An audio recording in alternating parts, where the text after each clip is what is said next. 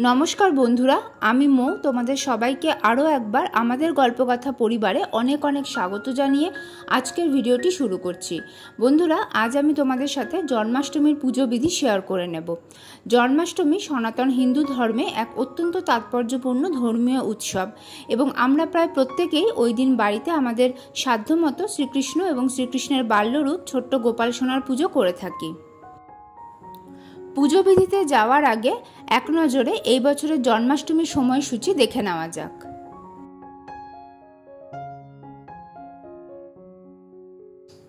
চলো এবার তাহলে পুজো শুরু করি।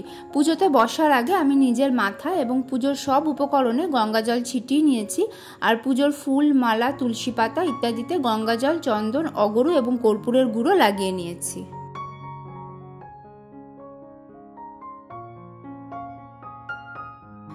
পুজোতে বসে প্রথমেই আমি আচমন আর বিষ্ণু স্মরণ করে নেব।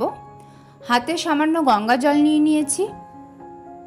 নম বিষ্ণু নম বিষ্ণু নম বিষ্ণু। ওং অপবিত্র পবিত্র বা সর্বাবস্থাং গতঃ পিবা যশ্বরেত পুণ্ডরীকাক্ষং সবাহ্য অভ্যন্তর সূচি নম সূচি নম সূচি নম সূচি। देखो बंधुरा এটা হলো জন্মাষ্টমী পুজোর দশকর্মার কিট অর্থাৎ জন্মাষ্টমীর পুজোতে আমাদের যা যা দশকর্মার জিনিস লাগবে সেই সব কিছুই এই বক্সে দেওয়া রয়েছে। আমাদের সকলের সুবিধার্থে বাঙালি জলখাবার ব্র্যান্ড এরকম একটা বক্স নিয়ে এসেছে। আজকের পুজোতে আমার যা যা দশকর্মার উপকরণ লাগবে সেই সব কিছুই আমি এই বক্স থেকে নিয়ে ইউজ করব। জন্মাষ্টমীর পুজোয় কি কি উপকরণ লাগে সেই সংক্রান্ত একটি ভিডিও আগেই আমাদের চ্যানেল থেকে পোস্ট করা হয়েছে। আই বাটন এবং ডেসক্রিপশন বক্সে ওই ভিডিও লিংক দেওয়া থাকলো। ওই ভিডিওতে এই জন্মাষ্টমীর কিট নিয়ে তোমরা আরও ডিটেলসে জানতে পারবে, যেমন এই কিটে কি কি রয়েছে এবং তোমরা কিভাবে এই কিটটা পেতে পারো সেই সমস্ত কিছু ওই ভিডিওতে বলা আছে। তবুও তোমাদের সুবিধার্থে এই জন্মাষ্টমীর কিট কোথায় কোথায় তোমরা পেতে পারো সেই সমস্ত লিংক আমি এই ভিডিও ডেসক্রিপশন বক্সেও দিয়ে রাখছি। তোমরা প্লিজ চেক করে নিও, আর যদি তোমাদের মনে হয় এই বক্সটা তোমাদের লাগবে তাহলে আর দেরি না করে ঝটপট অর্ডার করে দাও। শুরুতে আমি ধূপ এবং দীপ ধরিয়ে নিয়েছি। আমি এখানে তিল তেলের প্রদীপ ধরিয়েছি, তোমরা ঘিয়ের প্রদীপও ধরাতে পারো। প্রদীপে অল্প একটু কর্পূরের গুঁড়ো এবং সামান্য গুঁড়ো হলুদ দেওয়া আছে।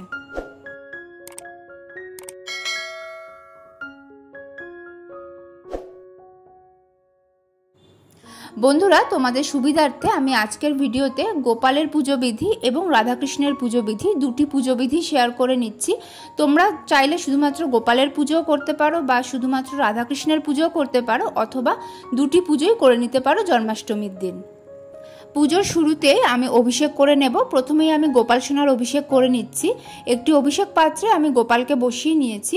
অভিষেক পাত্রে সাদা চন্দন দিয়ে একটা অষ্টদল কমল আঁকা আছে এবং এর ওপরে ফুলের পাপড়ি আর তুলসী পাতা দেওয়া আছে। প্রথমেই আমি পঞ্চামৃত দিয়ে অভিষেক করব। পঞ্চামৃত অর্থাৎ কাঁচা দুধ, টক দই, ঘি, মধু এবং শর্করার মিশ্রণ। শর্করা অর্থাৎ চিনি বা মিছরি। পঞ্চামৃত আমি আগে থেকেই বানিয়ে রেখেছি। আমি দক্ষিণাবর্ত শঙ্খ দিয়ে অভিষেক করব, তাই দক্ষিণাবর্ত শঙ্খে আমি পঞ্চামৃত নিয়ে নিয়েছি এবং এর মধ্যে একটা তুলসী পাতাও দিয়ে রেখেছি। দক্ষিণাবর্ত শঙ্খ না থাকলে তোমরা জল শঙ্খ অথবা পিতল কিংবা মাটির কোনো পাত্র অভিষেকের জন্য ব্যবহার করতে পারো। ইদং পঞ্চামৃত স্নানিয়ম শ্রী গোপালায় নমঃ এই মন্ত্র সহযোগে আমি পঞ্চামৃত দিয়ে গোপালের অভিষেক করে নিচ্ছি।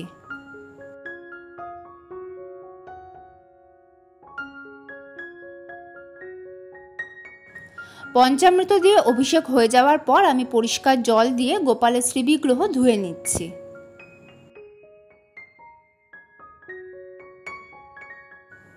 এবার আমি ফলের রস দিয়ে অভিষেক করে নেব। আমি এখানে বেদানার রস নিয়েছি, তোমরা যে কোনো মৌসুমি ফলের রস নিতে পারো।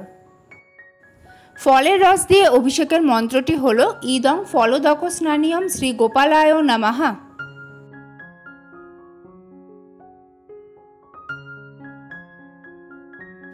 এরপর আমি সুগন্ধি জল দিয়ে অভিষেক করব। সুগন্ধি জল বানানোর জন্য একটি পাত্রে আমি কিছুটা পরিষ্কার পানের যোগ্য বিশুদ্ধ জল নিয়ে নিয়েছি। এর মধ্যে প্রথমেই দিয়ে দিচ্ছি একটু কর্পূরের গুঁড়ো। এরপর দিচ্ছি সামান্য গুঁড়ো হলুদ। দিচ্ছি একটু সাদা চন্দন। এরপর দিচ্ছি অগরু, আর দিয়ে দিচ্ছি একটু গোলাপ জল। সবটা একসাথে মিশিয়ে নিয়ে আমি সুগন্ধি জল বানিয়ে নিলাম। ইদং গন্ধোদক স্নানিয়ম শ্রী গোপালায় নমঃ এই মন্ত্র সহযোগে আমি দক্ষিণাবর্ত শঙ্খের মাধ্যমে সুগন্ধি জল দিয়ে অভিষেক করিয়ে নিচ্ছি। আমি গোপাল সোনার পুষ্প অভিষেক করে নিচ্ছি। বন্ধুরা, আমার অভিষেক পাত্রটা যেহেতু ছোট, তাই আমি গোপাল এবং রাধাকৃষ্ণের অভিষেক আলাদা আলাদাভাবে করব, তবে তোমরা চাইলে একসাথেও করে নিতে পারো।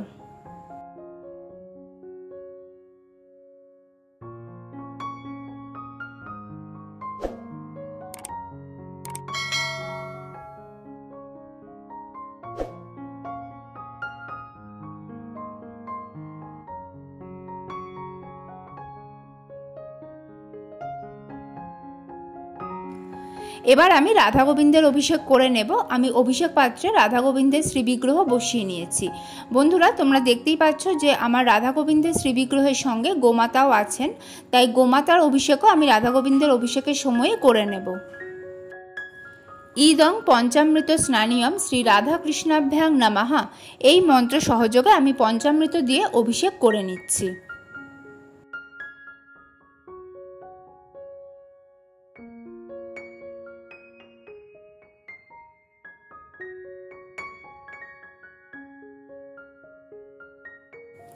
পরিষ্কার জল দিয়ে এবার আমি রাধা গোবিন্দের শ্রীবিগ্রহ ধুয়ে নিচ্ছি।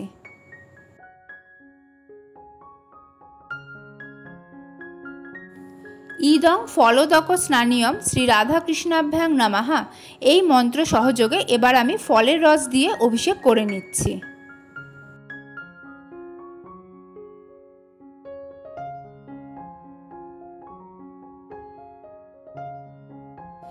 ইদং গন্ধোদক স্নানিয়ম শ্রী রাধা কৃষ্ণাভ্যাং নমঃ এই মন্ত্র সহযোগে এবার আমি সুগন্ধি জল দিয়ে অভিষেক করে নিচ্ছি।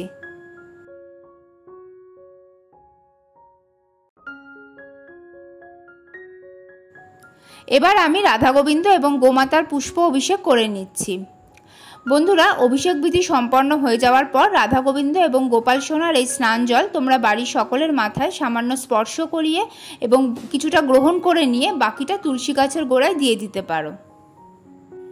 বন্ধুরা, তোমরা দেখলে যে আমি রাধা গোবিন্দের অভিষেক একসাথে করিয়েছি। তোমরা যদি আলাদা আলাদাভাবে অভিষেক করতে চাও তাহলে অভিষেক মন্ত্রে শ্রী রাধা কৃষ্ণাভ্যাং নমঃ এর পরিবর্তে শ্রীকৃষ্ণায় নমঃ এবং শ্রী রাধিকায় নমঃ বলতে হবে।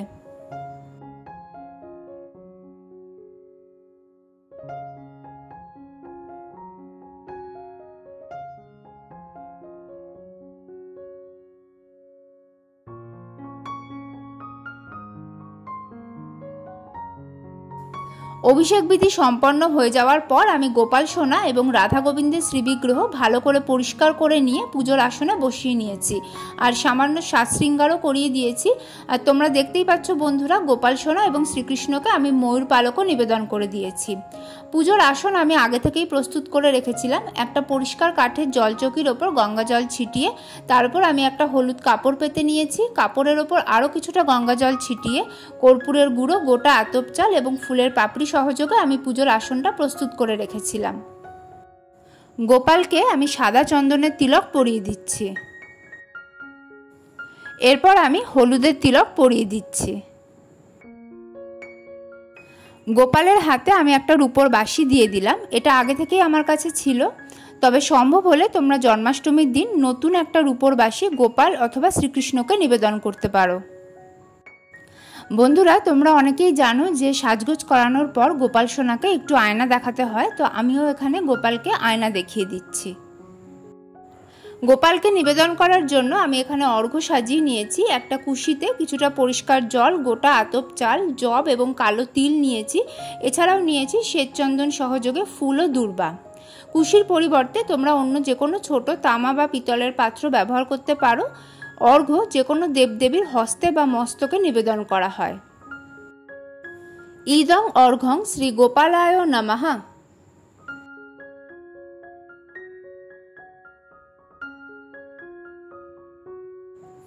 এতানি সচন্দন তুলসী পত্রানি শ্রী গোপালায় নমঃ এই মন্ত্র সহযোগে আমি সাদা চন্দন লাগানো তুলসী দল গোপালকে নিবেদন করে দিলাম। গোপালকে আমি সাদা চন্দন সহযোগে একটি ফুলের মালা নিবেদন করে দিয়েছি। এসো সচন্দন গন্ধপুষ্পই শ্রী গোপালায় নমঃ এই মন্ত্র সহযোগে আমি গোপাল সোনাকে ফুল নিবেদন করে দিচ্ছি। শ্বেত চন্দন সহযোগে হাতে ফুল এবং তুলসী পাতা নিয়ে এবার আমি গোপালের উদ্দেশ্যে 3 বার পুষ্পাঞ্জলি নিবেদন করছি। গোপালের পুষ্পাঞ্জলি মন্ত্রটি হল এসো সচন্দন পুষ্পাঞ্জলি শ্রী গোপালায় নমঃ। এই মন্ত্রে আমি 3 বার পুষ্পাঞ্জলি নিবেদন করছি। হাত জোড় করে এবার আমি গোপালের প্রণাম মন্ত্র পাঠ করে নিচ্ছি। নীলোৎপল দল শ্যামং যশোদানন্দ নন্দনম গোপিকা নয়নানন্দং গোপালং প্রণমাম্যহম। এবার আমি রাধা গোবিন্দের পুজো করে নেব। প্রথমেই আমি বস্ত্র নিবেদন করব। তো দেখো বন্ধুরা, আমি রাধা গোবিন্দের যে শ্রীবিগ্রহে পুজো করছি সেখানে বস্ত্র পরিবর্তন করানোর কোনো প্রভিশন নেই, তাই বস্ত্রস্বরূপ এই সাদা চেলি আমি নিবেদন করছি। এতে সামান্য আতর লাগানো আছে। প্রসঙ্গত গোপালের বস্ত্রেও আতর লাগানো রয়েছে। তোমরা যদি রাধা গোবিন্দের এইরকম বিগ্রহে পুজো করো তাহলে তোমরা বস্ত্রস্বরূপ মৌলি সুতো নিবেদন করতে পারো। শ্রীকৃষ্ণ এবং রাধা রানীকে আমি সাদা চন্দনের তিলক পরিয়ে দিচ্ছি। গোমাতাকেও আমি সাদা চন্দনের তিলক পরিয়ে দিলাম।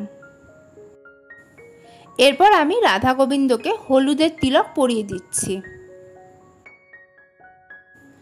গোমাতাকেও আমি হলুদের তিলক পরিয়ে দিচ্ছি। গোমাতাকে আমি সিঁদুরের তিলক পরিয়ে দিলাম। এবার আমি রাধা গোবিন্দকে অর্ঘ্য নিবেদন করে দিচ্ছি। গোপালকে নিবেদন করার জন্য যেভাবে অর্ঘ্য সাজানো হয়েছিল সেই একইভাবে রাধা গোবিন্দের উদ্দেশ্যেও আমি অর্ঘ্য সাজিয়ে নিয়েছি। ইদং অর্ঘ্যং শ্রী রাধা কৃষ্ণাভ্যাং নমঃ।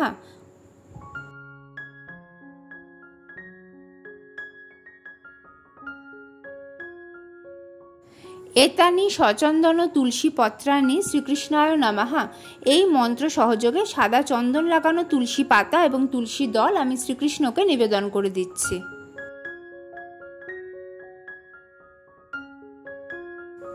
শ্বেত চন্দন সহযোগে একটি ফুলের মালা আমি রাধা গোবিন্দকে নিবেদন করে দিয়েছি। এসো সচন্দন গন্ধপুষ্পই শ্রীকৃষ্ণায় নমঃ এই মন্ত্র সহযোগে আমি শ্রীকৃষ্ণের চরণে শ্বেতচন্দন সহযোগে ফুল নিবেদন করে দিচ্ছি। এসো সচন্দন গন্ধপুষ্পই শ্রী রাধিকায় নমঃ এই মন্ত্র সহযোগে আমি শ্রীমতী রাধারানীর চরণে ফুল নিবেদন করে দিচ্ছি। গোমাতার উদ্দেশ্যেও আমি ফুল এবং দূর্বা নিবেদন করে দিলাম।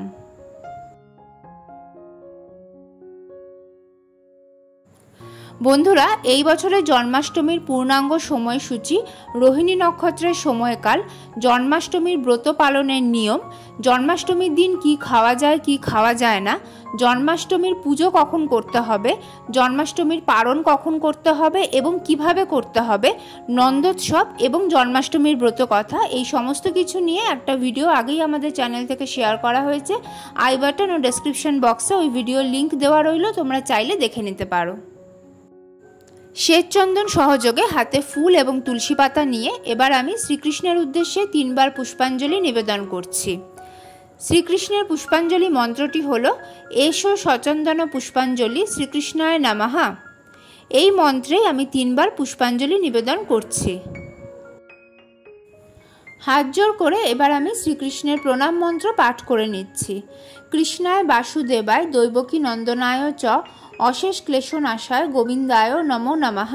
হে কৃষ্ণ করুণা সিন্ধু দীনবন্ধু জগৎপতে গোপেশ গোপিকাকান্ত রাধাকান্ত নমস্তুতে।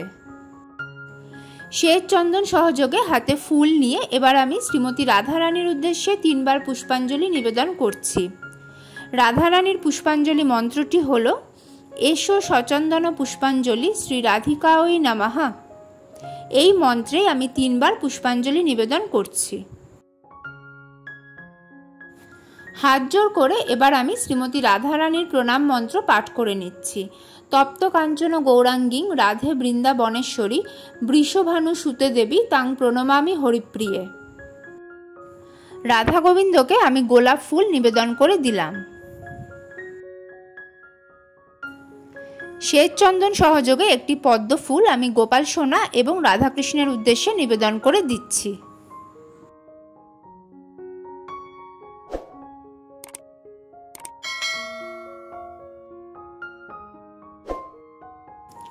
বন্ধুরা, জন্মাষ্টমীর পুজোয় তোমরা গোপাল সোনা এবং রাধাকৃষ্ণকে গোলাপ ও পদ্মফুল নিবেদন করার চেষ্টা করো। এছাড়াও জন্মাষ্টমীর পুজোয় আর কোন কোন বিশেষ জিনিস নিবেদন করা যায় এবং তার কি ফল লাভ হয় সেই সম্পর্কে একটা ভিডিও আগেই আমাদের চ্যানেল থেকে শেয়ার করা হয়েছে। ডেসক্রিপশন বক্সে ওই ভিডিওর লিংক তোমরা পেয়ে যাবে। বন্ধুরা, তোমরা অনেকেই আমাকে জিজ্ঞেস করছো জন্মাষ্টমীর পুজো কখন করবে, সন্ধ্যেবেলায় পুজো করা যাবে কি না। তাদেরকে বলছি, জন্মাষ্টমীর পুজো নিয়ম অনুযায়ী মধ্যরাতে করা হয়, রাত 12টায় অভিষেক করা হয়, তারপর পুজো করা হয়। তো তোমাদের পক্ষে যদি সেটা সম্ভব না হয় সেক্ষেত্রে তোমরা সন্ধে নামার সঙ্গে সঙ্গে পুজোটা না করে একটু রাতের দিকে, যেমন 9টা 9:30 নাগাদ করতে পারো। এবার আমি ভোগ নিবেদন করে দিচ্ছি। গোপাল এবং রাধা গোবিন্দকে নৈবেদ্য এবং পানীয় জল নিবেদনের মন্ত্র স্ক্রিনে দেওয়া থাকবে। প্রথমেই আমি গোপালকে ফুল এবং তুলসী পাতা সহযোগে মাখন মিশ্রির ভোগ নিবেদন করে দিচ্ছি। ছোট্ট গোপাল সোনার জন্য আজকে চকলেট আনা হয়েছিল, ওটাও আমি ফুল আর তুলসী পাতা সহযোগে গোপালকে নিবেদন করে দিলাম। এরপর আমি ফুল এবং তুলসী পাতা সহযোগে মিষ্টি নিবেদন করে দিচ্ছি।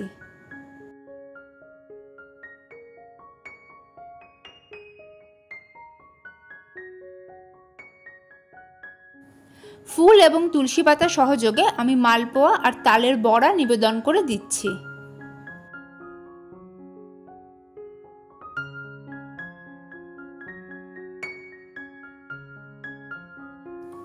আমি গোটা ফল নিবেদন করে দিচ্ছি, তোমরা চাইলে কুচনো ফলের নৈবেদ্যও নিবেদন করতে পারো।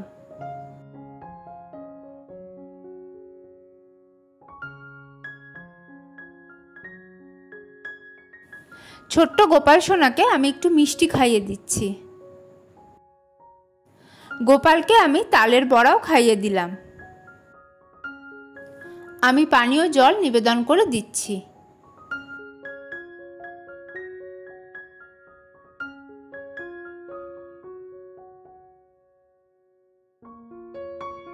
জন্মাষ্টমীর পুজোয় গোপাল এবং রাধা গোবিন্দকে অনেক রকমের ভোগ নিবেদন করা হয়, যেমন দুধের তৈরি বিভিন্ন রকমের মিষ্টি, ড্রাই ফ্রুটস, ক্ষীর, পায়েস, লুচি, সুজি এগুলো নিবেদন করা হয়। তালের বড়া ছাড়াও তালের তৈরি আরও বিভিন্ন রকমের পদ নিবেদন করা হয়। নারকেলের তৈরি বিভিন্ন মিষ্টি, নারকেল নাড়ু, নারকেলের তক্তি, নারকেলের পিঠে এগুলো নিবেদন করা হয়। এছাড়া অনেকে অন্নভোগও নিবেদন করেন। এর মধ্যে ফল, মিষ্টি এবং ড্রাই ফ্রুটস আমরা জন্মাষ্টমীর পুজোর পরেই প্রসাদ রূপে গ্রহণ করতে পারি। বাকি ভোগগুলির ক্ষেত্রে আমরা কখন সেগুলি প্রসাদ রূপে গ্রহণ করতে পারি সেই সম্পর্কে কিছুদিন আগে আমাদের চ্যানেল থেকে জন্মাষ্টমী নিয়ে যে দুটি ভিডিও শেয়ার করা হয়েছে সেখানে সবিস্তারে বলা আছে। এবার আমি ধূপ, ঘিয়ের পঞ্চপ্রদীপ, কর্পূর, ধুনো এবং ময়ূর পাখা সহযোগে আরতি করে নিচ্ছি।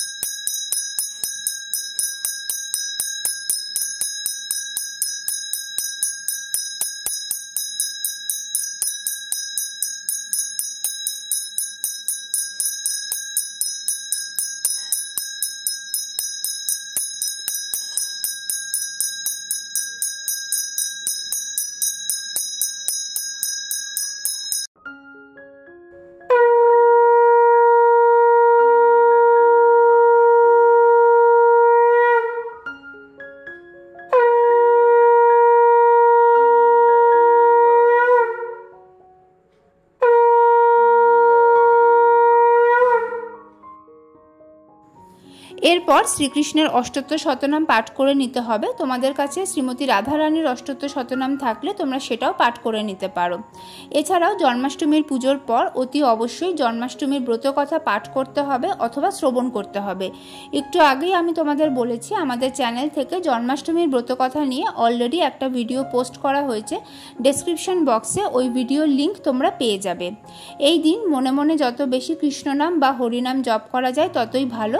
এছাড়াও ওং ক্লিং কৃষ্ণায় নমঃ এবং ওং নমো ভগবতে বাসুদেবায় নমঃ এই দুটি মন্ত্রের মধ্যে যে কোনো একটি মন্ত্র তোমরা 108 বার জপ করে নিতে পারো। জন্মাষ্টমীর দিন গীতা পাঠও অত্যন্ত শুভ। সম্পূর্ণ গীতা পাঠ সম্ভব না হলে যে কোনো একটি অধ্যায় তোমরা পড়ে নিতে পারো। সব শেষে আমি ছোট্ট গোপাল সোনা এবং রাধা গোবিন্দের উদ্দেশ্যে প্রণাম নিবেদন করছি। আর পুজোয় কোনো ভুল ত্রুটি হয়ে থাকলে তার জন্য ক্ষমা প্রার্থনা করে নিচ্ছি। বন্ধুরা, এই বাংলা ক্যালেন্ডার অ্যাপ থেকে খুব সহজেই জানতে পারবেন কবে কোন পুজো, কবে পূর্ণিমা, অমাবস্যা, একাদশী, এমনকি কবে ব্যাংক ছুটি। আমি নিজেও ব্যক্তিগতভাবে এই অ্যাপটা ব্যবহার করি। সত্যি কথা বলতে খুবই কাজে লাগে। আপনারাও একবার ট্রাই করে দেখুন। ডেসক্রিপশনে লিঙ্কটা দিয়ে দিচ্ছি। তাহলে বন্ধুরা, এই ছিল আজকের ভিডিও। আশা করি ভিডিওটা তোমাদের কাজে লাগবে। কেমন লাগলো তোমাদের আজকের পুজোর ভিডিও আমাকে কমেন্ট করে অবশ্যই জানিও। ভালো লাগলে লাইক এবং শেয়ার করে দিও। আর যদি তোমরা প্রথমবার এই চ্যানেলের ভিডিও দেখে থাকো তাহলে প্লিজ চ্যানেলটা সাবস্ক্রাইব করে নিও। সেই সাথে পাশে থাকা বেল আইকনটা ট্যাপ করতেও ভুলো না, যাতে আমাদের চ্যানেল থেকে শেয়ার করা সব ভিডিও নোটিফিকেশন তোমাদের ফোনে সঠিক সময়ে পৌঁছে যায়। সকলকে জন্মাষ্টমীর অগ্রিম শুভেচ্ছা জানিয়ে আজকের ভিডিও এখানেই শেষ করছি। নতুন ভিডিও নিয়ে ফিরে আসবো খুব তাড়াতাড়ি। ঈশ্বরের আশীর্বাদে তোমরা সকলে ভালো থেকো, সুস্থ থেকো। জয় গোপাল সোনার জয়, জয় রাধা গোবিন্দের জয়।